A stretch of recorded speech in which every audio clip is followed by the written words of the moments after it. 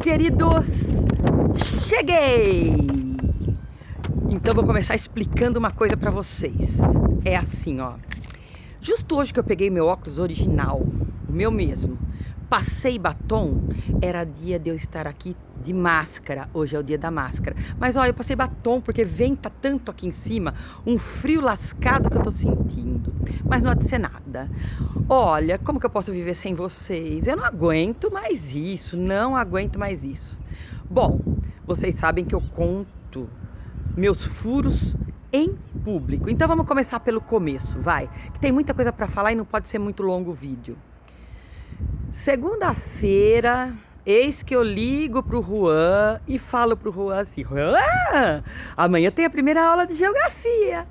Juan com aquela calma: não, dona, já assisti a aula hoje. Como, Juan, você já assistiu uma aula hoje? Se no meu cronograma a primeira aula é amanhã. Imagina, Juan me deu a aula de geografia. Falou das pirâmides etárias, falou tudo que tinha sido falado na TV. Então, resumindo, sabe o que aconteceu?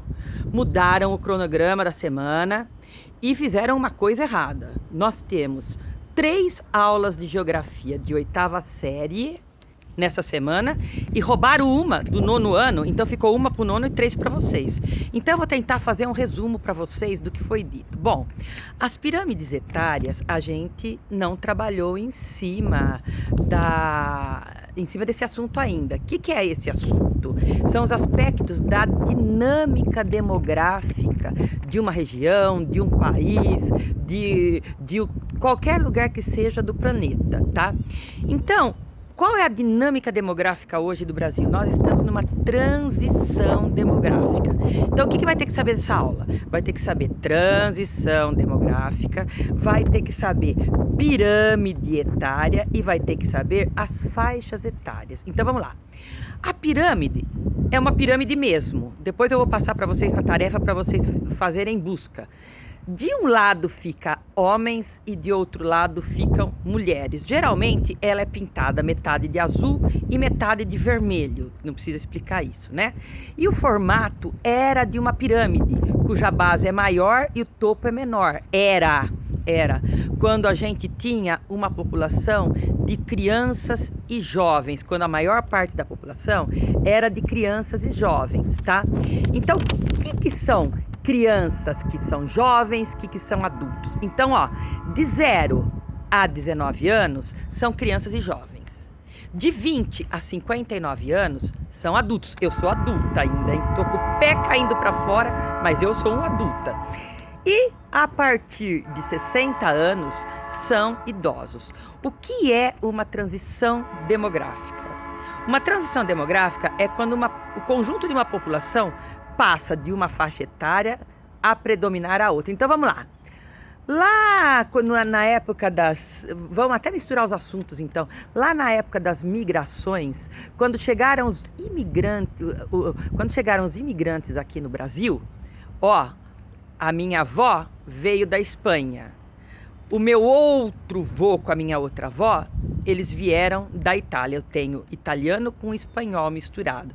Quando eles chegaram, o número de filhos era muito grande, porque as crianças representavam uma mão de obra um pouco mais adiante, tá? Eles vieram para trabalhar na lavoura de café, os italianos chegaram primeiro, aí vieram para trabalhar na lavoura de café e se viram num trabalho extremamente, vamos dizer, um trabalho escravo. Era assalariado, mas os donos das fazendas cobravam deles uma taxa elevadíssima para alimentação e para moradia. Então eles acabaram se sentindo como escravos e eles saíram das fazendas. Depois chegaram os japoneses e depois chegaram os espanhóis, tá? É muito engraçado, porque nessas alturas do campeonato eu descobri que a minha avó chamava América. E eu descobri que ela chamava América porque ela foi a primeira filha do casal de espanhóis que nasceu aqui na América. Então eu lembro, minha avó chamava América, o vizinho dela chamava Américo. Nunca eu pensei nisso. E faz pouco tempo que um parente que contou que ela chamava América porque foi a primeira nascida aqui na América, tá? Então vamos lá, ó. Na história do Brasil, o que está acontecendo? A expectativa de vida aumentou. Por quê? Porque nós temos saneamento básico, nós temos atendimento médico hospitalar. Então, as pessoas estão vivendo cada vez mais. E as pessoas estão também trabalhando cada vez mais. Então, a taxa de fecundidade diminuiu. Porque os casais escolhem quantos filhos querem ter. Vamos lá. A minha avó, Elvira, teve 10 filhos. O filho dela, que é meu pai, teve 3. Eu, que sou a filha, tive 2. E assim vai. Por quê? Porque o mundo ficou cada vez mais difícil. Então, o número de filhos vai caindo cada vez mais. Se vocês forem para a região do Nordeste, por exemplo, lá no Nordeste, eles têm uma grande quantidade de filhos. Por quê? As mulheres geralmente moram na região do sertão, muito difícil. Então, o índice de natalidade é um pouco mais alto, mesmo por conta da perpetuação da espécie. Bom, então, o que a gente vê? Uma tendência do envelhecimento populacional no Brasil. E depois nós temos que saber o que é taxa de natalidade e o que é taxa de mortalidade. Acho que isso eu já falei um dia em outro assunto. Natalidade são os que nascem num determinado período, numa determinada região. Mortalidade são os que morrem. Da diferença desses dois vai dar o crescimento vegetativo, tá? Então nós não podemos ficar muito parados, explicando muito não. O que me importa depois é que vocês vejam pirâmides. Isso a gente não trabalhou ainda, para vocês terem o hábito de ler uma pirâmide. Ela vai estar dividida pelas faixas etárias. Crianças e jovens na base, o corpo, a área central vai ser os adultos e o topo lá em cima, os idosos. Então vocês vão ver a diferença. Uma hora essa pirâmide engorda, outra hora essa pirâmide emagrece. Hoje, no Brasil, ela perdeu completamente a característica de uma pirâmide, o desenho de uma pirâmide, tá bom? Bom, a outra aula, essa era a aula do Juan, da segunda-feira. Aí a aula que era minha mesmo, que estava no meu cronograma, que era a que eu sabia, mas vamos que vamos. A outra foi sobre as migrações, que são migrantes, o que são emigrantes, o que são imigrantes. Quem são os migrantes internacionais, tá? O que é uma migração? Uma pessoa sai do lugar que ela mora por quê? Porque ela vai em busca de melhores condições de vida. Ninguém sai do lugar que mora para ir num lugar para sofrer. Então sai por causa de conflitos religiosos ou conflitos políticos, por conta de ter emprego para ganhar melhor, para estudar, tem gente que sai para oferecer algum tipo de serviço como um voluntário, mas tem esse tipo de imigrante, geralmente ele volta. O que é imigrante? O que é emigrante? Eu sempre falo para vocês, eu quero um tênis importado. É aquele que vem de fora para dentro. Então, o imigrante é o português, é aquele que chegou. Ai, gente, eu fiz tanta máscara que eu vou exportar. Então, é o migrante, é aquele que sai.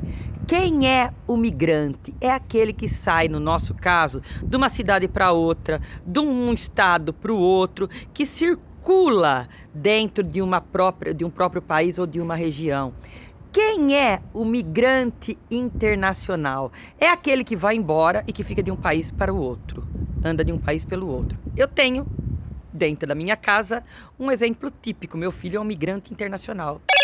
Ele vai para cima, ele vem para baixo, ele circula pela Europa. No momento, ele voltou para cá, tá? Ele está aqui, mas já ele vai para lá. Ele imigrou de volta e ele vai emigrar para lá novamente, tá? Então eu vou pôr para vocês na tarefa essa diferença de emigrante, migrante e imigrante e o porquê de tudo isso. Tudo em busca de melhores condições de vida.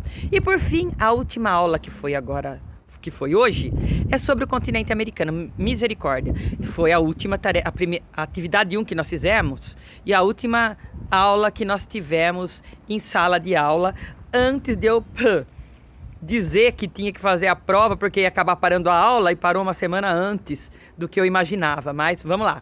Então, o que tem que saber da América é o que vocês fizeram. Quem são os países da América do Norte, quem são os países da América Central, quem são os países da América do Sul. As divisões da América por vários critérios, América Latina, América Anglo-Saxônica, que é por idioma.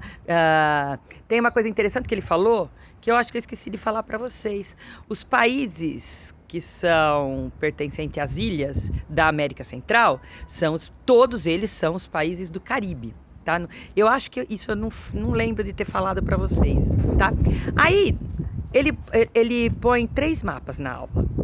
Um mapa é onde há a maior biodiversidade no continente americano. Biodiversidade, quantidade de espécies. Então a gente sabe que quanto mais próximo à linha do Equador, nós vamos ter maior quantidade de espécies e vida.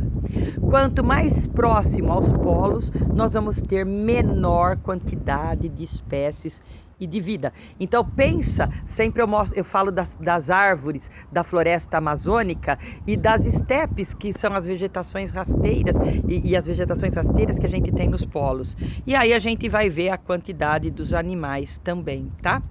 Esse foi um mapa, que era para a leitura do mapa. O que eu sinto muita falta online é por causa que eu não tenho meus mapas.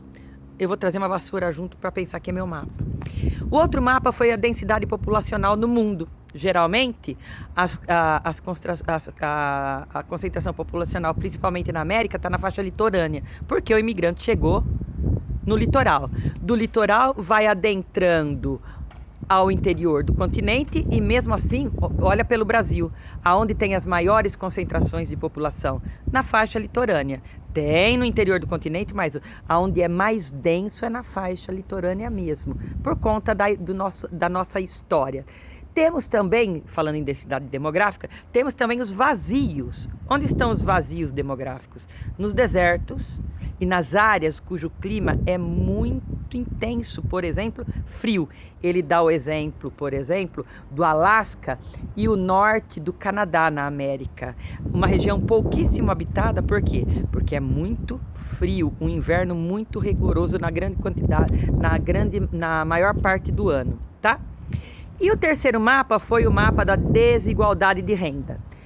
O IDH, a gente está acostumado a ouvir, que é o Índice de Desenvolvimento Humano. Lembra que vai pegar 3 aspectos: a expectativa de vida ao nascer, a renda per capita e o índice de escolaridade, que vai dar o IDH. E o IDH mede de 0 a 1. Quanto mais próximo de 1, maior desenvolvida é aquela região. Lembra que eu sempre falo, IDH, com tanto número que existe, que tem que ficar trabalhando com número quebrado, de 0 até 1. Nossa, para que isso? Mas é 0 a 1. Agora, o índice Gini vai mostrar, isso eu nunca falei para vocês, vai mostrar a desigualdade de uma população. Tá? Esse índice Gini. Então, quanto mais próximo de 1 neste caso, é maior a desigualdade de concentração de renda em uma região. Ele trabalha com esses 3 mapas, ele mostra, esse professor Antônio, mostra as imagens, em cima disso é trabalhado. Mas dessas 3 aulas, o que eu gostaria que vocês mais se atentassem é em relação à pirâmide etária, a transição demográfica, tá? Porque nós não entramos realmente muito nesse assunto e vocês não viram ainda, então eu vou passar a tarefa de vocês, tá? E como sempre a gente mostra um pouco da paisagem. Olha, hoje eu tô chique, me puseram uma tecnologia aqui que vira sozinho e agora eu vou saber o que eu tô mostrando pra vocês. Comecei pela antena do meu prédio, né? Olha São Carlos aqui, ó. Hoje eu posso mostrar São Carlos, ó. Tá frio, tá esquisito, tá meio chamuscado, tá, parece não, a cidade está completamente empoeirada. Olha, eu não quero puxar sardinha para lado nenhum, tá? Porque vocês sabem que todos são meus queridos, meus irmãos, mas a 8ª série, o 8º ano A, está de parabéns. Foi a sala que mais me deu a devolutiva das atividades. Só 9 não me mandaram, talvez por algum tipo de problema de contato. Agora, na outra oitava, faltaram 15. Gente, tem que mandar as devolutivas para saber se vocês estão realmente acompanhando as coisas. Porque, ó, não é para ninguém se perder pelo meio do caminho, hein? Por favor, todo mundo tem que ter contato, todo mundo tem que ter algum tipo de acesso. Quem não tiver, nós vamos dar um jeito. Ninguém vai ficar para trás, hein? Então tá bom, tchau, queridos. Já falei demais, queria falar mais. Muita saudade, muita, irmãozinhos, muita. Amanda, e você, como que você tá? Firme e forte, menina aí, hein? Qualquer coisa você me escreve. Um beijo pra vocês, tá? Um minuto. Meu beijo de batom. Passei batom pra vir aqui, não ia estragar com a máscara. Agora eu arranco o batom e vou embora de máscara. Beijos, tchau.